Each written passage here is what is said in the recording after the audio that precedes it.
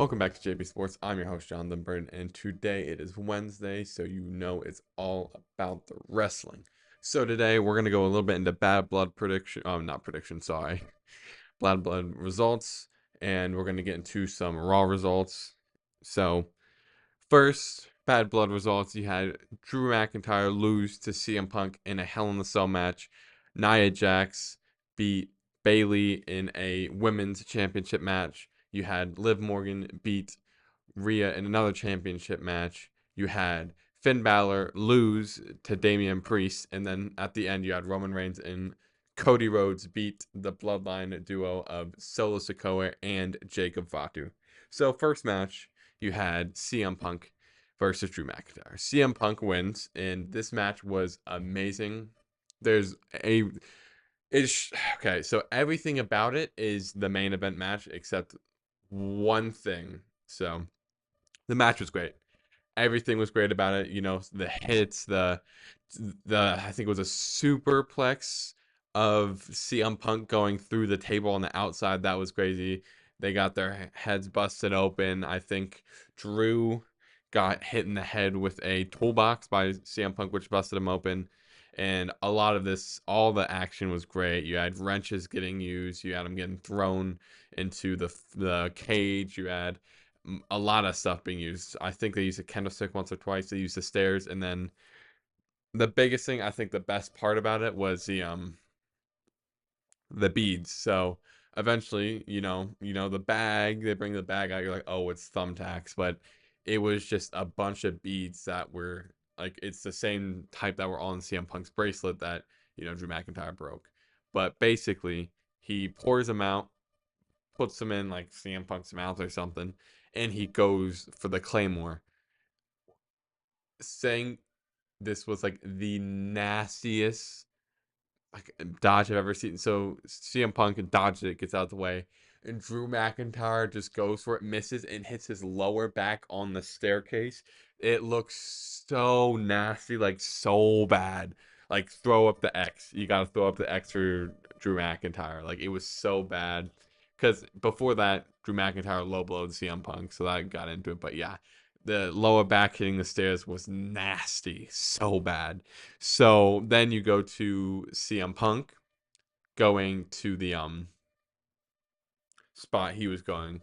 He gets the beats and then shoves them in Drew McIntyre's mouth and goes for the GTS. Hits it. 1, 2, 3. CM Punk finally beats Drew McIntyre in the most meaningful match of the feud, hopefully ending it. I think it will. But when he's walking out, he needs the oxygen mask to, get his breath back. Everything was a good match. So going into the next one, you had I'm not going in total order, but Nia Jax versus Bayley. This one was fun, I'd say. It was a big joke match. You had Nia Jax tried to go for Hurricane Rana. It worked most of the time, but I don't think Bayley flipped in time. That's a hard move to do with, the type of wrestlers that were in that match. But that was crazy. You had um one point when Tiffany Stratton came into the match with the Money in the Bank, she hit Bayley with it, and she didn't know if she wanted to cash in on Nia because the ref was getting up, and eventually she decided not to. But Nia Jax literally sat up like the Undertaker, and it was the funniest thing I've ever seen her do. Her coming back, honestly, I didn't like it at first, but she's done some funny stuff. She hasn't been terrible. She's been way better than she was before. So that was amazing to see. And then, of course, she won, but it was just hilarious. That match was really fun to watch. So, next match was, I don't know if it was fully next, but Damian Priest versus Finn Balor. This one, it wasn't a bad match. I'm kind of disappointed with the outcome because it kind of made Finn kind of look like a chump because Finn did a coup de grace to the back of Damian Priest twice. And at the end, he got chokeslam, well, South of Heaven or whatever it was, and he lost the match that way. He was just done. And I think they're really making Finn look bad there. I know Damian is on his generational whatever face run, but at the expense of Finn like that, I don't think it should have been like that. I think he should have took another finisher or two, especially because he had two coup de graces on Damien's back and close to the back of the neck. So I think that was a little harsh to do to Finn there, but it is what it is. Hopefully, Finn can start getting some wins because he's been taking a lot of losses recently, a lot of them. So hopefully, you can get a win soon. Good for Damien. Also, my predictions was 4 for 5. If you're wondering, the next match is the one I got wrong. Well, I kind of got it right, but I don't really count it. So it was Liv Morgan versus Rhea Ripley and Dom in the shark cage hanging. Dom was hilarious in that match. He was like scared when he was going up. A lot of stuff happened. So the match was okay. It was pretty good. There were some good moments. There's some bad moments. And then the moment I'm just gonna skip to is when Dom is like the cage door opened. So he's looking over and then he falls down. So he's hanging by his foot and frantically swaying his arms trying to do something. And Rhea Ripley just grabs a kendo stick and just walks over and just starts wailing on him. He said she was like Christmas is early or something like that. And just starts wailing on him. And you're like, oh Lord, when's this gonna stop? Like the match has to go. We really want Rhea to win. And basically, you just see someone, they kind of botch this, but you just see someone just run out of behind and just take her out and just start wailing on her. And it was Raquel Rodriguez. She came back to help Liv out. They kind of botched her return because you didn't know who attacked her for like 5 seconds. And it was kind of not the best because some turns it's kind of like that. But that one, I feel like you should have shown her face immediately. So people were like, oh, she's back quick. Not just like, I don't know. I feel like something was off about that. But it's a disqualification. Rhea wins. So I said Rhea was going to win, but I said she's going to win for the title. So it's kind of like murky. And then the last match tonight, Roman Reigns and Cody Rhodes versus Solo Sikoa and Jacob Fatu. This match, it was good throughout, but the most key moments was my boy Jimmy Uso returning. He did the whole thing where he was like, had the mask on and the hood up, and you're like, oh, who is it? I kind of figured it was Jimmy just because Jimmy always does that. He did that against Jay in the SummerSlam match. So he comes back. He's standing there, super kicks Solo, super kicks Jacob, starts clearing house, reveals that it's him. Everyone's happy. They go through the match. Roman and Cody win, and because Cody did the ultimate sacrifice, and I think did he splashed through the table on the outside on Jacob Fatu to kind of get like revenge on him for what he did earlier when he took out Cody, and Solo got messed up by Jimmy and Roman, but they win the match, and you have a nice moment between Roman and Jimmy where they hug it out and they leave. So Cody is going back in to grab his title, and the Bloodline just attack him, start mauling on him. And Roman looks back, he's like, oh, we don't gotta help him. Jimmy's like, come on, man, we gotta go help him. We gotta go help him. Roman's like, it's a one-time deal. And then Jimmy's like, come on, we have to go. They go help Cody fend off the bloodthirsty Bloodline. Well, actually, no. Wait a minute. Let me retract. My apologies. Jimmy took out Tongaloa and Tama Tonga at first. That is my bad. So, yeah, that's my bad. But never mind. Going into what I was saying is they come back, they fight off the whole Bloodline, and it's just Cody, Jimmy, and Solo. Well, I mean, Cody, Jimmy, and Roman in the ring. I don't know what's up with it. So they go back after they go back to the ring and beat up the rest of the Bloodline. It's just Cody, Roman, and Jimmy in the ring. Jimmy standing there. Cody and Roman are kind of, you know, they're tired, and Roman sees the title, and he kind of looks at it, and Cody's kind of just like give him a look, and then he walks over, gives the title to Cody, and then you just hear stop, and then you just hear music, and you're like, oh, is this who I think it is? It's The Rock. The Rock's back. The final boss comes out in the Versace, in the glasses. He's got the People's Championship belt, and he looks like he means business. He doesn't really do too much. He just stands there and looks at the ring. He does 3, 2, 1. Then I think he did this. So what? Personally, I think it's just him saying, Roman, you're out. Like, you're gone. You're not in the Bloodline anymore. You helped the enemy. You helped the person we all hate. So that's kind of what I think it is. And then 3, 2, 1. That's just counting to his music. I don't really think that meant too much. A lot of people are speculating, but I really think it was just him counting to his music. It was more the that meant something. After that, if you looked on Instagram, The Rock had a whole promo of him walking out. It was funny. He got to, like the he got to, like the equipment like trucks and had the faces. He saw Dusty like Dusty Rhodes. He's like, I love you. I hate your son. And he saw John Cena. He's like, go eat some fruity pebbles. But he went on a whole little like promo segment. And it was pretty funny to watch. I think he did good. It's like the WrestleMania promos he had where he was always talking trash on Cody and talking about Mama Rhodes and stuff like that. But this is going to be cool if we can get a Rock versus Cody. I think that could be a really good match. Obviously, I think Cody should win just because, it could set up the Roman being like, oh, you lost to him too. And then, of course, if Rock wins, but I don't think anyone wants to see The Rock with the title. Personally, I don't want to. I think Roman versus Rock should be without the title. It should be for like the head honcho of the family, which I guess, Roman versus Solo. But if anyone's really the two head honchos, it's The Rock and Roman. So that's one I think can happen without the title. But one funny thing, a meme I saw, it was a press conference picture CM Punk. It's like the fact that Dwayne main evented Bad Blood makes me sick. I thought that was funny. It going just like past that after it, there's one video you see on Twitter and it's Cody Rhodes and Kevin Owens and they're talking and then Kevin Owens just snaps on Cody. So Kevin Owens heel turn. He's tired of Roman, helping someone that caused them. Sorry, they're tired. He's tired of Cody helping the someone that hurt them all, did bad stuff to them all, treated them all badly. He's tired of him helping Roman. So we got a Kevin Owens heel turn in 2024 and one of many. He just always turns on his friends. Like, you cannot. Cody needs to stop going to parking lots by himself. He's got beaten up by The Rock. Now he's gotten beat up by like Kevin Owens. Like, he needs to stop. But Kevin Owens heel turn. I'm interested to see where that goes.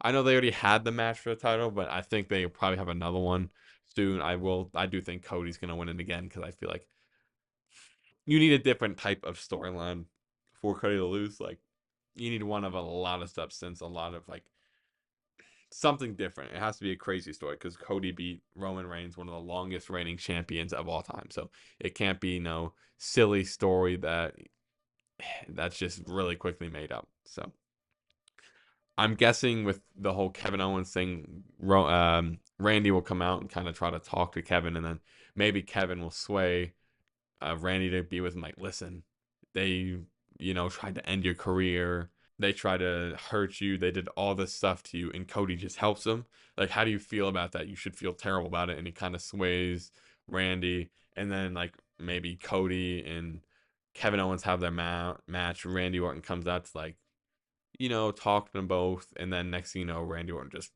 RKO's Cody. I think that would be great, but of course, we'll see how the storyline cooks. Triple H has been cooking. So after that, we go to Raw. Raw, I'm just gonna talk about like the really few main matches. You had IC title, Jey Uso versus Xavier Woods, and I know that the time is only 2 hours now, so the match was kind of quick for a title match. I mean, I know you had to also get Gunther and Sami Zayn later, but it was a little annoying that Woods got all this offense in, and then he went for his move. He got speared, Uso slashed, and then he was done. So basically, after the match, you go to Jay and Kofi and Xavier in the ring. Kofi's dabbing him up, saying, "Hey, man, like, good job retaining."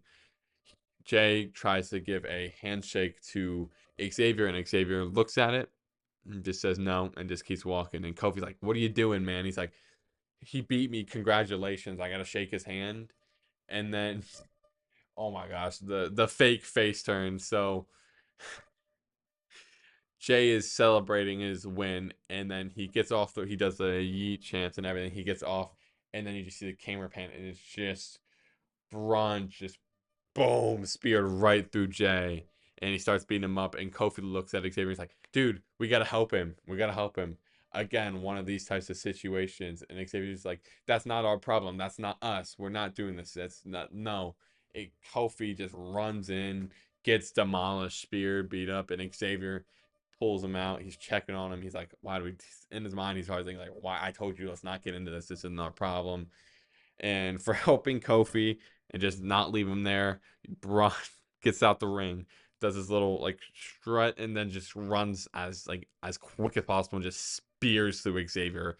And I mean like spears through him. Xavier, he looks like he died. It was a crazy spear. It's like a javelin going into someone.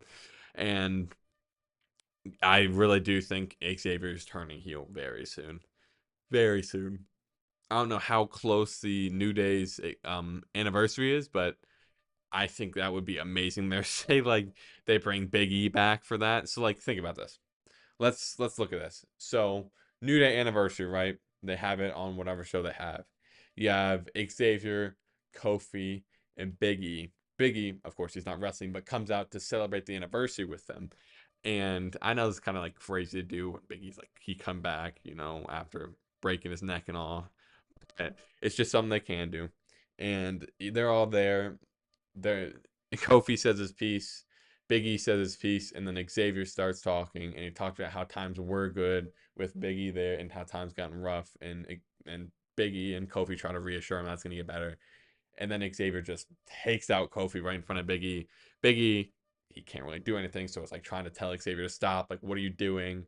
Xavier gets up and says, "It's not the same anymore. You're not here. It's just not happening anymore. It's not working." And he just walks out. Big E tends to Kofi, helps him out. Karrion Kross will probably be something in there because Karrion Kross is just sticking his nose in anyone's business, like missing R-Truth. It was so sad when R-Truth was like, "Our kids play together, dog. I thought we were brothers." And it was so sad when Miz just left. Yeah. Miz versus him next week in a singles match. I hope that goes well. I love the two. Miz, I do want to see one more championship reign for IC title. I love Miz when he has the title. It might not happen. Miz is older. We'll see what happens. And then just one thing on SmackDown last week I guess I could talk about. The triple threat ladder match. Great. Oh, wait. Sorry. Gunther versus Sami Zayn. Almost forgot about that. Really good match. And honestly, I'm happy Gunther retained. Sammy did great. They had some really big moments, like the haluva kick on the outside on the barricade. Sami Zayn really thought he was going to win again, and then Gunther just chokes him out. It's just what Gunther does. Great match. I'm happy that Sami Zayn did not win. A lot of people would have done like, oh, Sammy Hogan again, which was stupid in my opinion. He's not Hulk Hogan. He's not on the level. It was Braun beat him in the end, so it's whatever. And then one more match, I guess. Sheamus versus Pete Dunne. Really fun fight. I think it was like a bar match or something. Crazy moments. You had him do a white noise through the table, through like a table or two, off of like a bourbon barrel or something like that, off a barrel, and it looked nasty.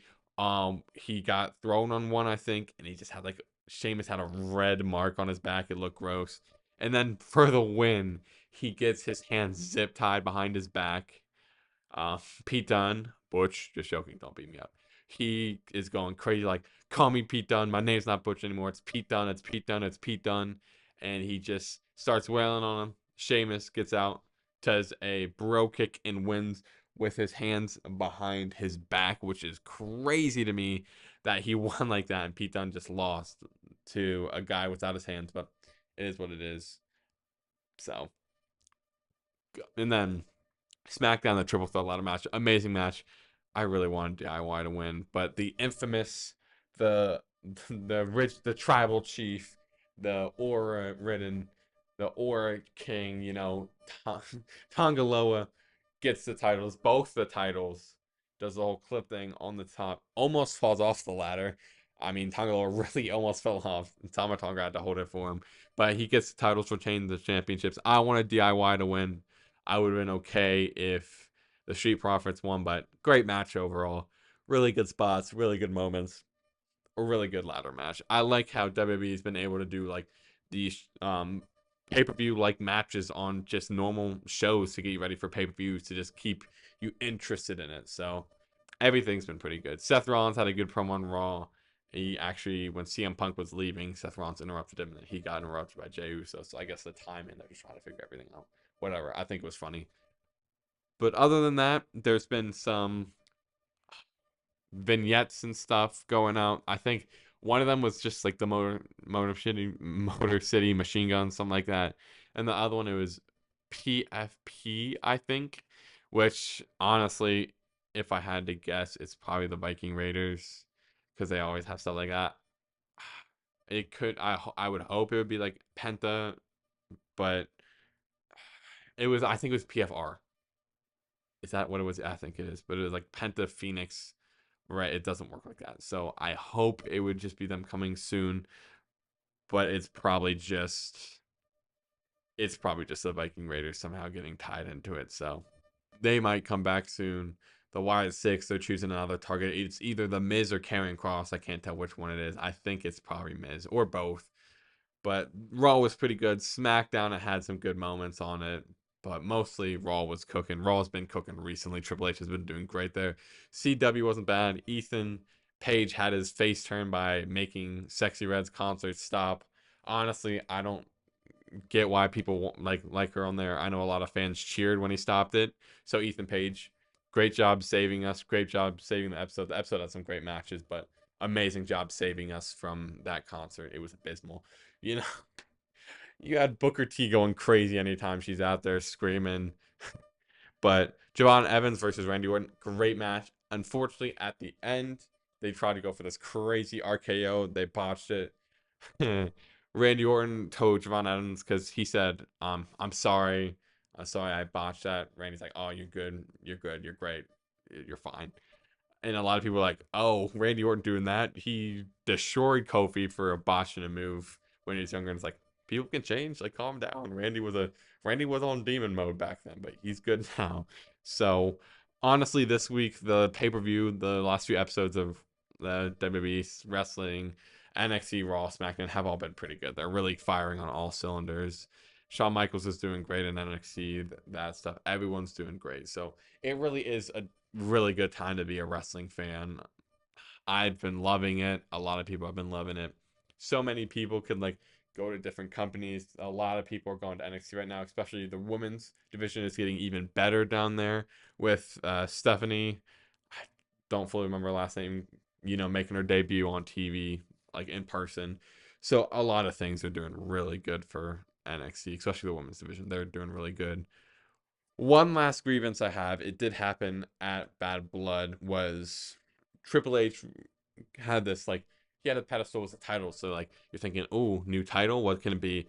It was for Crown Jewel, which is the champion versus champion match for both, male and females. And listen, I'm all for those types of matches, but the championship, one, is ugly, and two, it's not needed.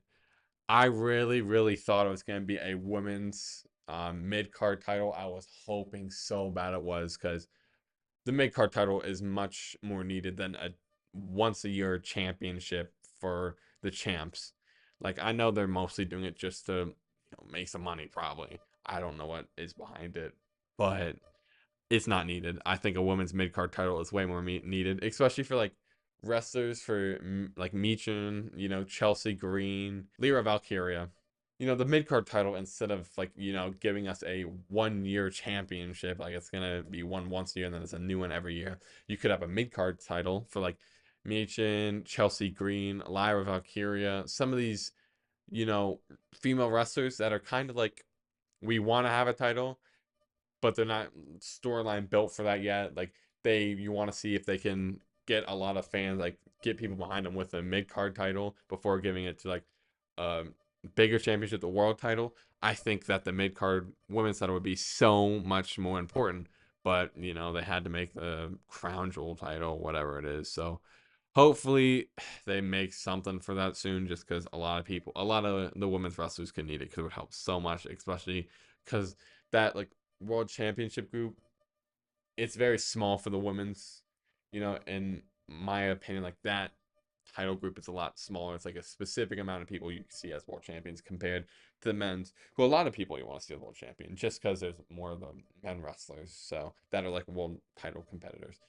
So hopefully that mid card women's title can be, made soon. I would love to see it. It would probably be better than the women's tag title, so you could take those away. But I've talked about this before. So hopefully the one things I'm hoping soon is the Lucha Bros come soon. Like, please debut them. The Motor City Machine Guns will be cool. Just get some of these people here and it'll be great. But thank you guys for watching. This has been Wrestling Wednesdays. Be ready for Friday's episode. Thank you guys for 100 subscribers. I really appreciate it. If you aren't subscribed, subscribe, baby. Thank you. Please, please. And just have a great week. Thank you. Bye.